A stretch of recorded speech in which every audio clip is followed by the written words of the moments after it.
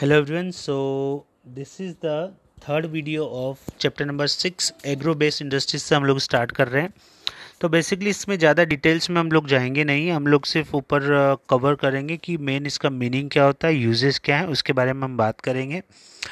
Agro based industries वो industries होती है जहाँ पे हमने पहले भी बोला कि एग्रीकल्चर से मिलने वाले प्रोडक्ट्स को यूज़ करके हम इंडस्ट्रीज़ में यूज़ किए जाते हैं, जिसमें कॉटन, जूट, सिल्क, ये सभी चीज़ें हम पहले भी बात कर चुके हैं।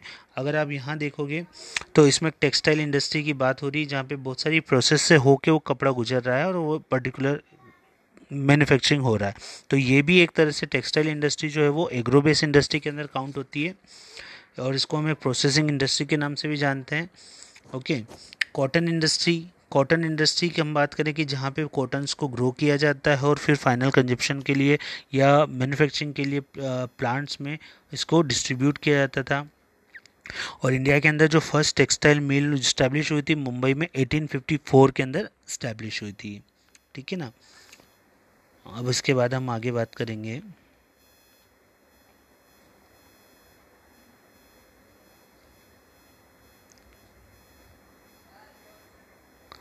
ओके, अब आगे हम लोग बात करेंगे इसमें मिनरल बेस्ड इंडस्ट्रीज़ की।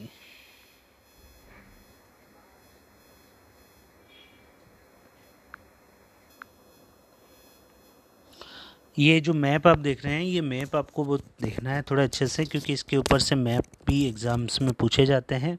ये टेक्सटाइल इंडस्ट्रीज़ के लिए मैप दे रखा है आपको। ठीक है ना। अब आते हैं मिनरल बेस्ड इंडस्ट्रीज़ पे। मिनरल बेस्ड इंडस्ट्री पे हम बात करेंगे आयरन एंड स्टील इंडस्ट्री। तो जो आयरन हम लोग निकालते हैं, और आयरन को हम लोग फाइन क्वालिटी का आयरन जो हम लोग निकालते हैं, उन सब की बात कर रहे हैं। इस टाइप की मैन्युफैक्चरिंग इंडस्ट्री होती है। तो यहाँ पे हम लोग क्या देखेंगे कि जो आयरन एंड स्टील इंडस्ट्री होती है, बेसिक इंडस्ट्री है फॉर ऑल अदर इंडस्ट्रीज़ के लिए, heavy, medium and light industries के लिए। और steel is needed to manufacture a variety of engineering goods. Engineering tools के लिए हमको ज़रूरत पड़ती है। कंस्ट्रक्शन में भी आज हमको आयरन और स्टील की ज़रूरत पड़ती है। तो ये सारे बहुत सारे इसके मल्टीपल यूजेस हैं। ठीक है। और आयरन स्टील का प्रोडक्शन इंडिया के लिए बहुत ज़्यादा है, क्योंकि हम बहुत ज़्यादा चीज़ें यहाँ से एक्सपोर्ट भी करते हैं। ठीक है। आयरन स्टील को अगर आप यहाँ देखोगे, ये आयरन स्टील का एक प्रोसेस दे रखा है कि process of manufacturing of steel. Steel को हम बनाते कैसे हैं, उसकी पूरी एक प्रोसेस आपको समझा रखी है।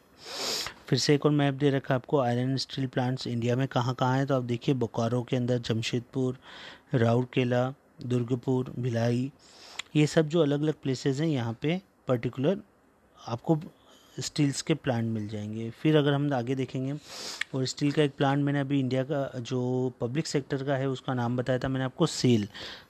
सेल का क्या फुल फॉर्म है, steel authority of India limited.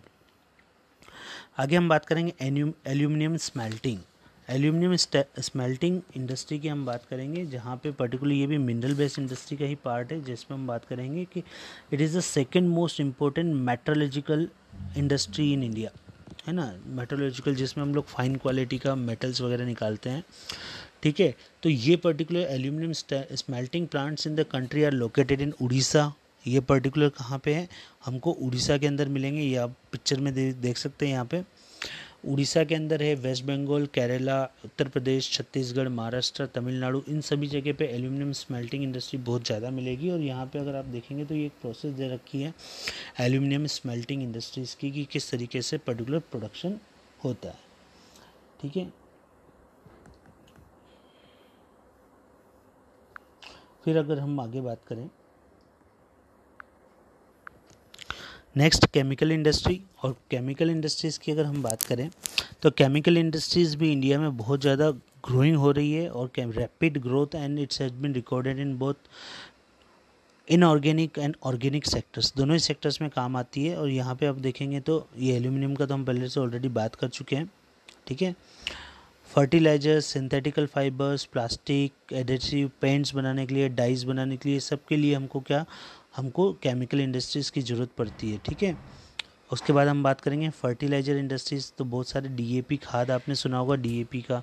तो डीएपी हो गया, नाइट्रोजन, फॉस्फेट, ये सारे जो डिफरेंट टाइप के केमिकल्स बनते हैं, जिससे हम लोग जो क्रॉपिंग के लिए यूज़ करते हैं, तो ये सारे भी केमिकल इंडस्ट्रीज़ के ही पार्ट हैं। ठीक है, जिसको फर्टिलाइज़र इंडस्ट्री भी बोल सकते हैं। ठीक है। चलिए आगे। Cement industry. सीमेंट इंडस्ट्री वो इंडस्ट्री है जो आजकल इंडिया में बहुत ज़्यादा यूज़ हो रही है, बहुत ज़्यादा इंडस्ट्रीज़ इंडिया में आ चुकी, मल्टी नेशनल कंपनीज़ भी बहुत ज़्यादा इंडिया में एज ए सीमेंट इंडस्ट्रीज़ के अपने प्लांट इस्टेब्लिश कर चुकी है, ठीक है ना। तो अगर हम बात करें कि हमारे एरिया के पास में निम्बाड़ा भी जो एशिया में सबसे लार्जेस्ट सीमेंट प्रोड्यूसर है, जिसमें अभी एट प्रेजेंट में अभी 7 इंडस्ट्रीज स्टार्ट होने वाली है सीमेंट के अंदर, ठीक है ना। फिर हम आगे बात करेंगे ऑटोमोबाइल इंडस्ट्रीज़। ऑटोमोबाइल इंडस्ट्रीज़ वो इंडस्ट्रीज होती है जहाँ पे कार, बसेस, ट्रक्स, ये सारी मैन्युफैक्चरिंग होती है, जैसे कि आप पिक्चर्स में देख सकते हैं, ठीक है।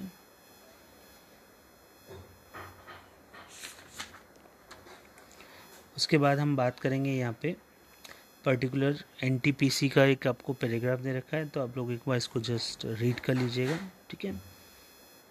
और पॉल्यूशन से रिलेटेड एक टॉपिक है आपका industrial pollution and environmental degradation, जिसमें air pollution, water pollution, thermal noise pollution, ये हम लोग छोटी क्लासेस में ऑलरेडी पढ़ चुके हैं, ज़्यादा डीप में इसमें कुछ है नहीं है, हमको सिर्फ उतना ही इसके अंदर रीड करना है, ठीक है ना। और ये सारे आपके क्वेश्चन आंसर स्टार्ट हो गए हैं, तो ये क्वेश्चन आंसर्स आपको कंप्लीट करने हैं, ठीक है। If you have any doubt in the question answers you can ask to me. Thank you.